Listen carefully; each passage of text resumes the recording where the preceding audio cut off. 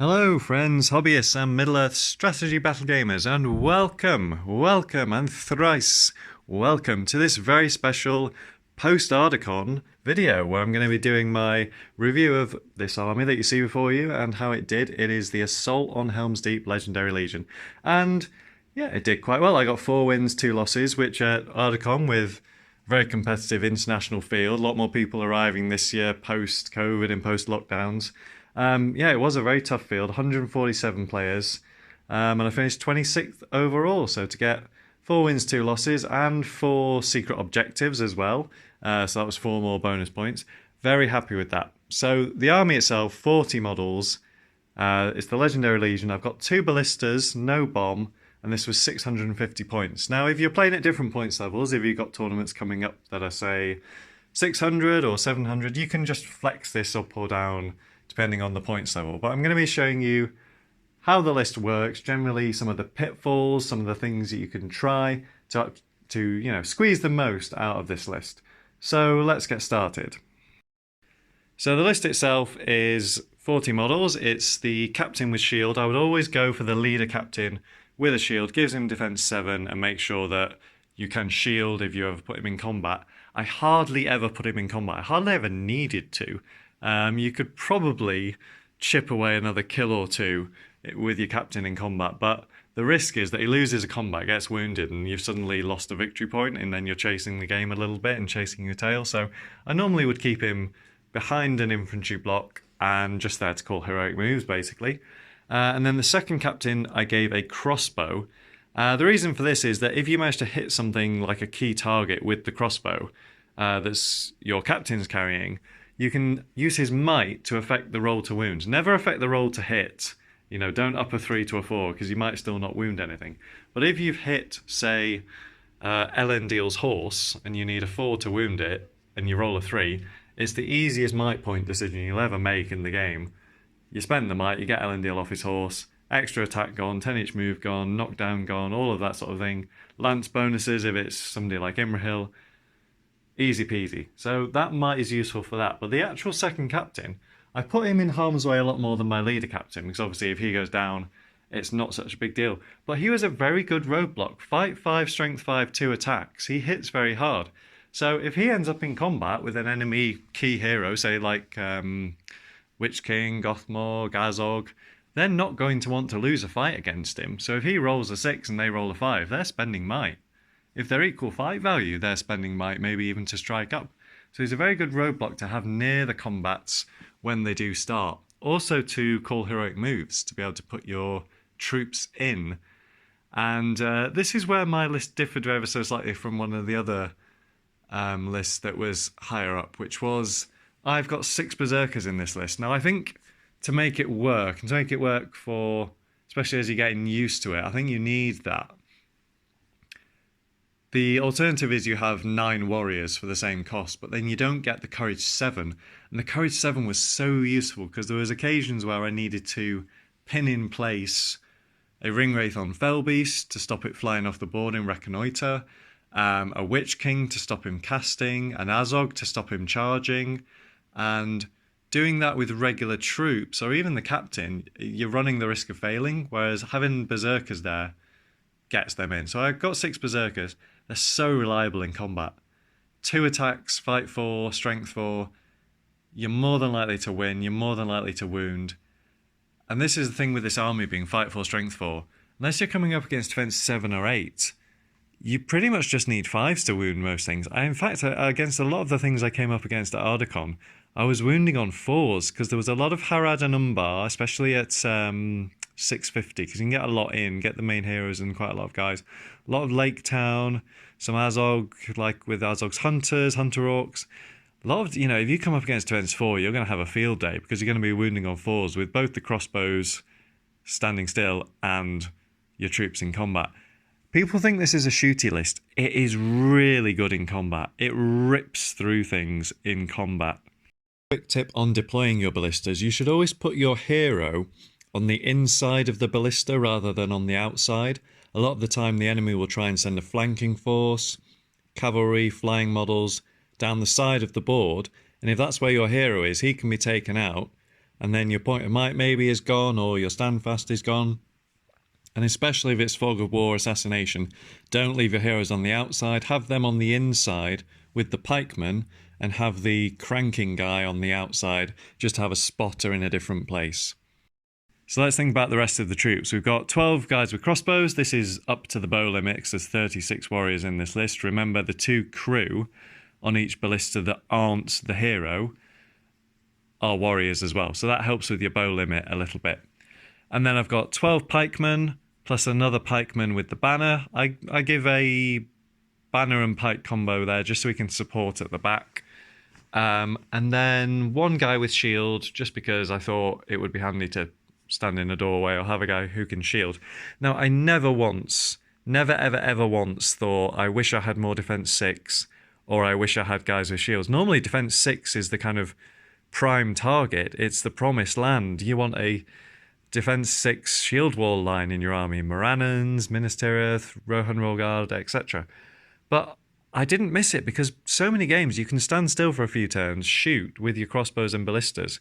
And so by the time the enemy gets to you, they've lost maybe 10 guys, and then you can just 2v1 them in every combat and take out the rest. So you're hardly ever losing combats to be getting wounded yourself, and you're hardly ever getting shot at, because nobody's going to want to stand still and shoot at an army that's got 2 ballistas and 12 crossbows and a crossbow captain. So there's virtually, I don't think I took any incoming shooting pretty much at all. And this is not just in this tournament, but a practice tournament as well. So I've played a dozen games with this and hardly ever been shot. Not a lot of combats where I've thought defense 6 would have made a difference. Virtually no combats where I've thought, I wish I could shield here. Because this is why I've gone for berserkers, because you can throw 2 dice to win and then 2 dice to wound. If you go with guys with shields, you throw 2 dice to win, and then you don't do anything. You just push them back, unless you're obviously being supported. Yes, it means you can get more numbers, but you don't need more numbers. Honestly, in the 12 competitive games I've played this, I've been broken twice, I think. And in both of those games, one was a draw, one I won. And on each occasion, in fact, on every occasion I've played this, I've always broken my opponent, and I've always broken them before they've broken me, barring one game, which was Reconnoiter, where I didn't roll to come on with one of my warbands for about 3 turns, which meant I didn't have enough turns to break them. But pretty much 95% of my games, I've broken my opponent. Flip side of that, I've been broken. I've never been broken without breaking my opponent. I've never been broken before breaking my opponent, always after, in games that just keep going and going and going and going. So that's the composition of the list. So how does it work? Well, pretty much stand and shoot stuff.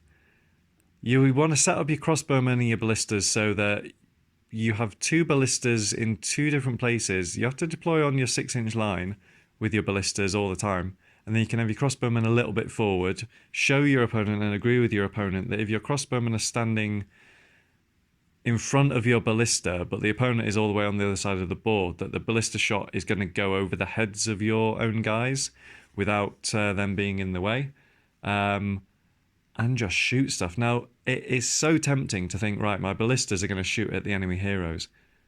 Don't. Unless you have a completely clear shot, don't bother. And they normally move them up behind houses, and they have 10-inch moves. They can go kind of from house to house without ever being out in the open.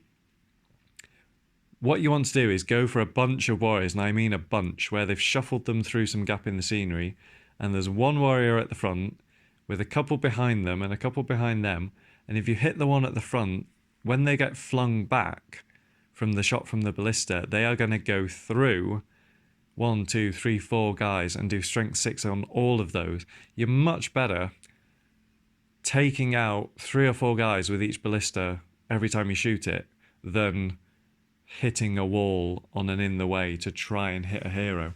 If you can make it so that by the time they get to your lines, they've got a hero, or all their heroes, and just over half their guys left. I've never broken anybody before lines have clashed. I've got close. My record for killing before I've lost my first model is 17. And that's not a rare occasion. I've done 10, 12, 16. You can kill a lot of stuff before it gets to you. You really can. And at that point, their heroes are not very effective at fighting because you can trap them, or you can just carry on using one man at a time to pin them in place, whilst you then just surround and trap and kill the rest of their guys, breaking them. You take the objectives, you start seeing if the game ends, and their heroes just end up doing desperation, heroic combats that they've hardly any chance of winning just to spend the might that they've got before the game ends. So tempting as it may seem, don't go for the heroes, go for the troops, take them out, go for the ones at the front. And if there is a bunch of them and you're going to get 4 or 5 of them and you roll a 5 on the scatter, I would recommend spending the point of might to make it a 6. Because if you scatter and it's a 2 to a 5, your opponent just reallocates the shot to another one of their own models within 3 inches. And if they're smart, they'll have a model off to the side who's just going to get hit, fling back into nobody, and that's 1 dead if you wound him. Which you don't always do. You do roll noticeably often 1s and 2s to wound, even with the big direct shot. So just be prepared for that when it does happen. But if you can might a 5 to a 6 to get the direct hit on the person you want, to fling them back, and it's going to get another 4 guys, do it. Or if it's going to get cavalry, do it. Somebody's riding up some cavalry and they've got one behind the other because they've all had to squeeze through a small gap. If you can hit the one at the front and you roll a 5 on the scatter, I would even, if you roll a 2 or 3 on the scatter, re-roll it, see if you get a 5, see if you get a 6. If you get a 5, spend the might. Cavalry can be annoying because it can close down on your ballistas quite quickly and charge the crew, especially if you kind of left your other guys a little bit apart from them. So if you can hit a cavalry guy, because the worst case scenario is you don't wound them, but they all get knocked prone anyway, the one you hit and all the ones they fling into. So that will dismount them, and that immediately takes out pretty much all of their threat. When it comes to shutting down big enemy heroes, if you're going to keep your leader back and maybe your secondary captain's doing something else or has already been taken out by one, you've just got to use your troops to stop them.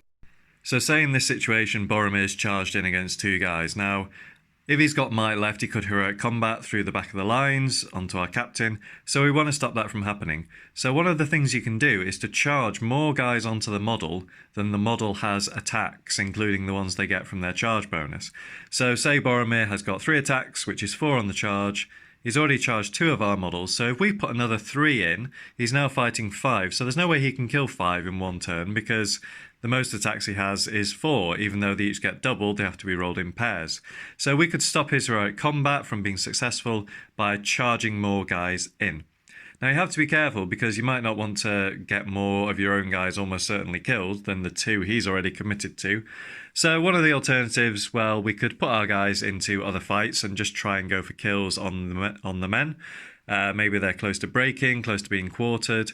So in this situation, we can put our models in, leave Boromir to do his thing, try and double down on all the warriors, and then we could also get our captain out of there, look for difficult terrain, barriers, anything that means Boromir couldn't charge him either on a heroic combat or at the start of next turn. Now, some things to be aware of. If you are playing games where there's points for banner, keep your banner safe. Keep it at the back. I don't even leave it near the lines anymore in those games. I've got enough models. And typically those banner games, you can sit back and shoot anyway for a while, especially to the death. Even heirlooms, if the heirloom's not been picked up yet, just focus on shooting stuff and don't let them get your banner. So similar-ish with Destroy the Supplies. It's more valuable to you alive than it is helping you win combats, because you can pretty much win combats anyway. The way I always think of it is, you could have a banner there and roll well enough that you win the battle anyway without needing it, or roll so badly even on the banner reroll that you lose the fight even with a banner reroll. So it's only in marginal cases where the fight is still winnable after they've rolled their dice based on the fight value, and then you get something high. So a 5 or a 6 is typically what you're going to need if you're using a banner reroll in the first place. So it's not always going to be that helpful. Obviously in non-banner games, have it in the thick of it. But in banner games, keep it safe. And in those other games where it's very marginal, keep your leader safe. Don't put him in combat. Even if it's a safe combat, Next turn, if they win priority, it could become a very unsafe combat if they shuffle guys back and then charge their hero in to the gap that they've just left.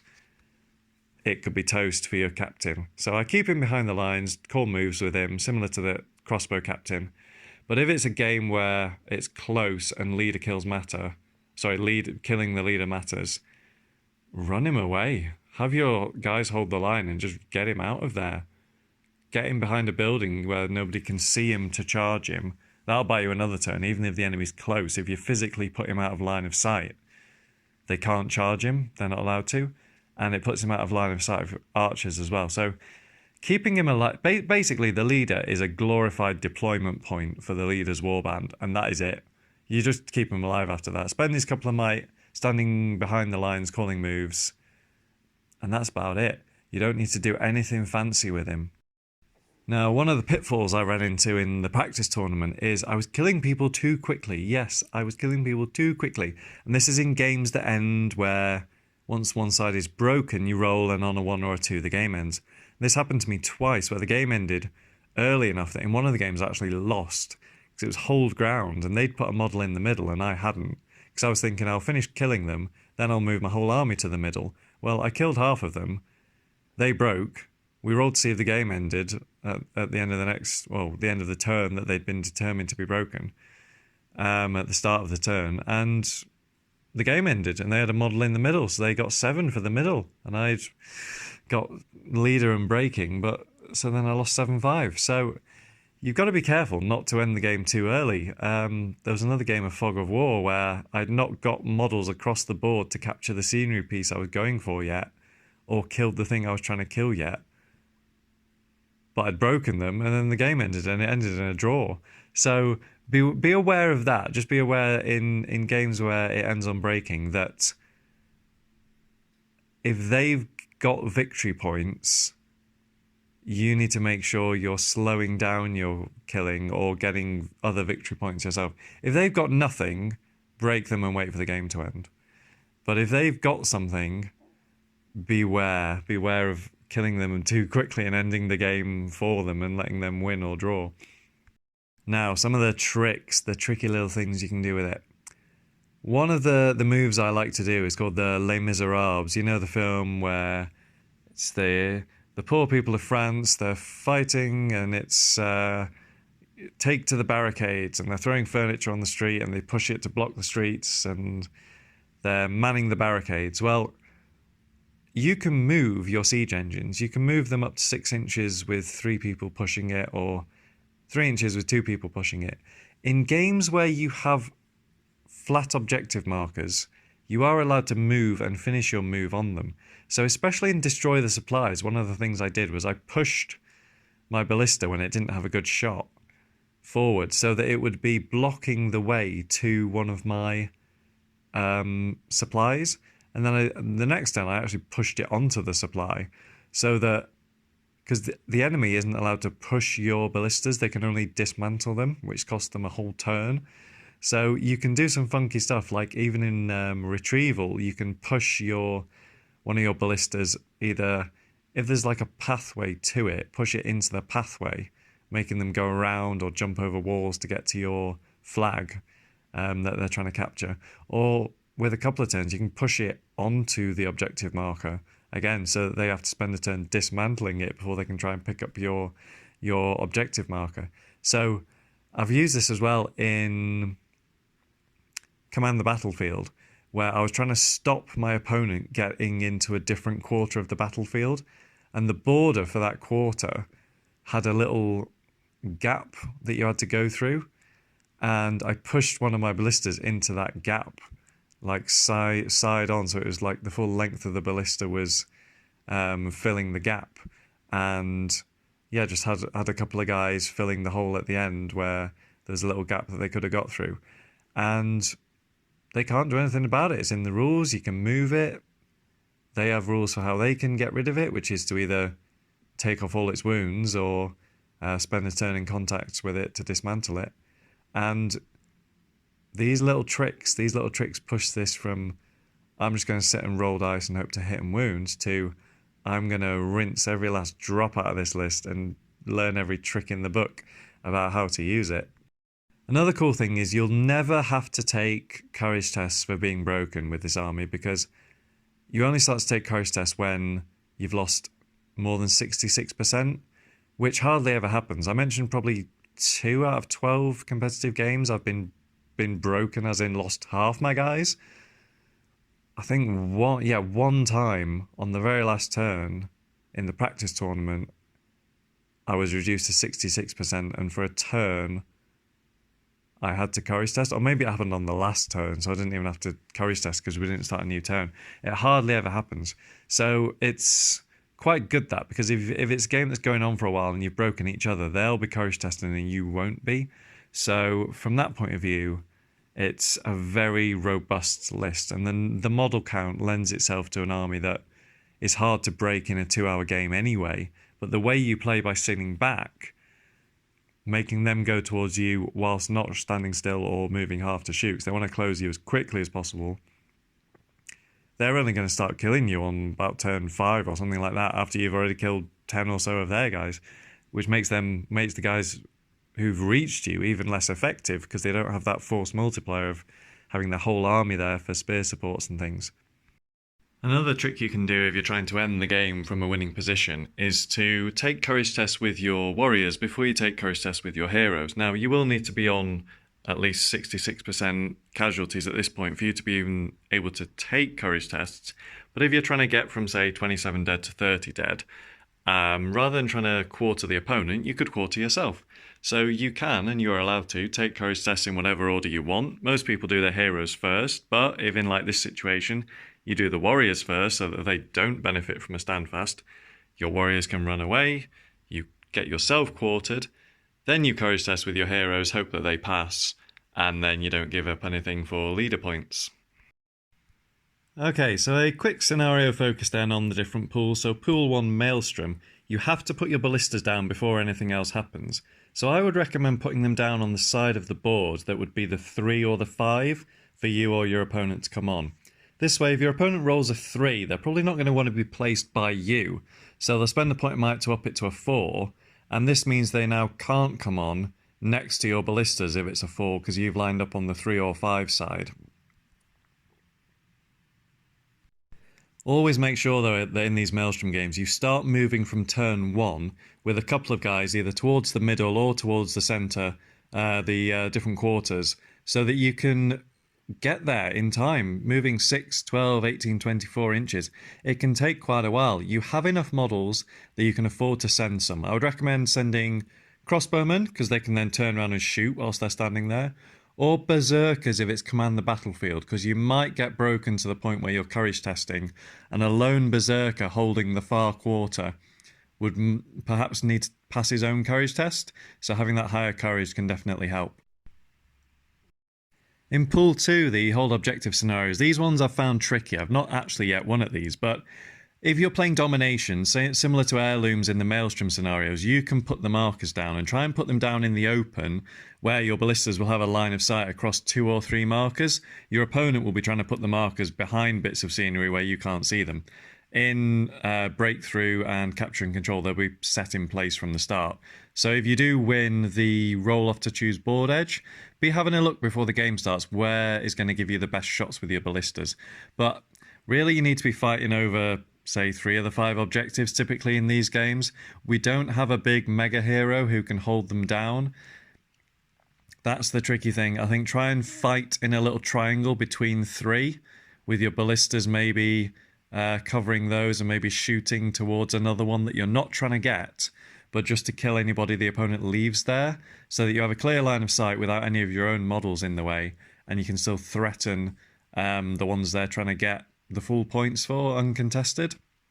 Okay, Pool 3 object scenarios, pretty much Les Miserables strats. Push your ballistas after you've had a couple of rounds of shooting in the way of them getting to your markers. You have to spread out a bit more if it's destroy the supplies. I've actually won in destroy the supplies by sending quite a lot of my guys forward to destroy the enemy's ones. This is one where I think it pays to get stuck in combat and be threatening there so they can't just completely shut off their side and dictate things. Similar to the Pool 2 where I said you need to be moving from turn 1 or you might not get there. Same with this. Move some guys up your infantry it doesn't matter where you meet them. If you meet them on your side, their side, you can get points for capturing their things. Now, if it's seize the prize, you're pretty much just going to have to line up with everything that can shoot at the middle and everything that's not got a shooting weapon ready to march to the middle. If they get there first, they're going to be getting 2 ballistas and a lot of crossbows to whatever gets to the middle first. And then you can get there, hopefully with some ballistas, your captains, for next turn. I would recommend then running it back if you do get it, rather than trying to run it off the board. Just run it back and use your covering fire to defend yourself and just try and capture it in your own half. Pool 4, kill the enemy, aka happy days. Sit back and shoot if it's to the death, and protect your banner. If it's Lords of Battle, exactly the same, but they start on the halfway line rather than the 12-inch line, so you get a bit less shooting, but you can put your banner in because there's nothing for banner, so you don't have to worry about it. If it's Contest of Champions, it's basically how I've described Seize the Prize in the last pool. Have everything that can shoot pointed at the middle, which is where their hero is going to start and your leader is going to start. You need to then basically try and heroic move and get him out of there. It's tempting depending on the situation. If they are very non-committal with their leader, whilst you start in the middle to maybe try and get a couple of kills with your leader, then run him backwards under supporting fire from your crossbows and ballistas, and then just try and take out their leader, make it so that anywhere your troops are, you've got line of sight so that they can't put their leader in without risking getting shot. Okay, Pool 5, Manoeuvring, aka Don't Maneuver. We're pretty much going to play all of these games as attackers v defenders, as the defenders. So storm the camp, happy days, sit in your camp, everything points towards their camp and shoots. You don't leave your own camp. You don't score any points for their camp. Maybe if you can start running a couple of guys up just to threaten them, maybe make them leave a couple of guys back. If it's a quick, getting through the turns quickly, you might get there. But pretty much what you want to do is have 35 guys in your camp, 40 guys. They are not going to capture it.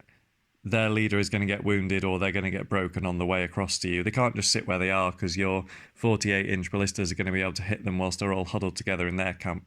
So they're going to have to spread out and come forward.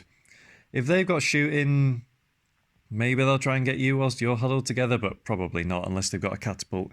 So that should be fine. You play it basically the same way you play Retrieval, just sit and defend. Recon, same thing, but you've got to spread out across your whole 48-inch board edge rather than a corner. So it's a lot more to defend.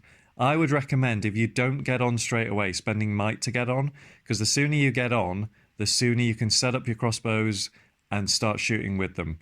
You don't want to be waiting, like I did at Ardacon and lost until about turn 4 to get half your army on. I rolled a 2 first turn, thought I'm not going to spend 2 might to get on. Next turn rolled a 1, next turn I think just about got on. So that cost me a couple of turns, and it meant I was a couple of turns off breaking the opponent, and they won 1-0 by getting a leader wound.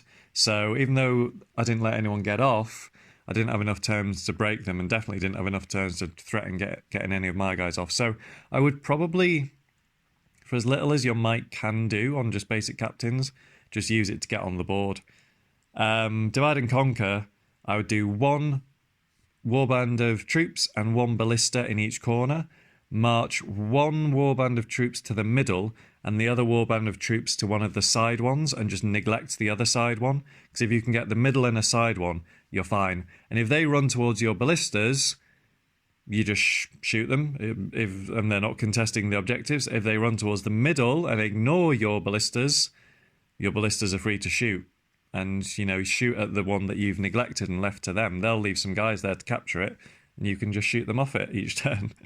And then finally, Pool 6, the unique scenarios. If you get Clash by Moonlight, you're going to be wounding stuff on 2s with ballistas, and on 3s, 4s, pretty much with your crossbows once the enemy gets within range, so just sit and wait for them to come to you. It will be 6s to hit, but it is tempting to spend a 5 up to a 6 with a point of might if you're going to hit something, and wherever they scatter it's going to do a lot of damage. Otherwise, just keep trying to get 6s, wait for them to come. Once they get within crossbow range, you'll be hitting on 4s, wounding on 3s, 4s. Your crossbows will do pretty much the rest of it. Fog of War and Assassination, just be careful. If it's Fog of War, start running a couple of guys up to threaten their scenery piece. Pretty much with any of these games, start running a couple of guys from turn 1 just to threaten, even if they don't get there. Maybe make them leave some guys back. You're pretty much playing as attacker v defender, as the defender in most games, just to kind of break them and not concede any, rather than maxing out on victory points. Make sure you are protecting your siege veterans, deploying them on the inside like I've shown you, so that they're not exposed on their own and on the outside of your ballistas. And just try and be smart with your targets. Don't choose a target that they don't need to have in the fight. So if they have a little cheap hero, you might think they're the easiest to kill, but if they're only like 20 points, they'll just leave them behind a solid piece of terrain all game and won't pop their head out. Whereas if they've then got a Dwalin or something as their next best hero after a Thorin, they're going to need him to do some work. So you're better going for him rather than a cheap hero, because they're going to have to use them and throw them in. So there you go, there's the list, 650 points. If I was taking this at 600, I would still keep the 2 ballistas though.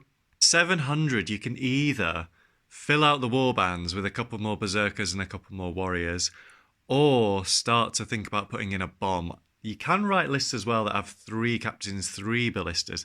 I'm personally not going to do that, just because time and expense wise I don't want to be buying a 3rd ballista when I could be using a bomb or playing a completely different army at higher points. So definitely 2 ballistas. Do not bother with 1 ballista, because 1 is not enough. They can hide from 1, but you can't hide from 2. You can always move up with a certain line of sight that keeps pretty much all of your army or your heroes out of line of sight of 1, but not 2. This is why it's important not to deploy your ballistas in exactly the same spot as well. So yeah, a couple of ballistas, a couple of captains.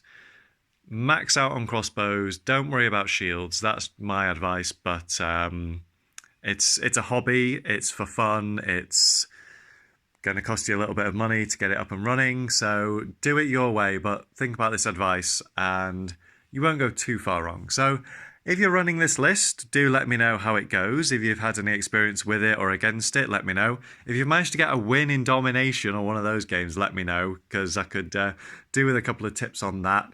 And yeah, if you have any questions at all, any advice you might want me to give before you run it or you play it, or you know people who are going to be playing it against you, use the comments, let me know, and I will do my best to help you, as I'm sure others will if they've got experience with it as well.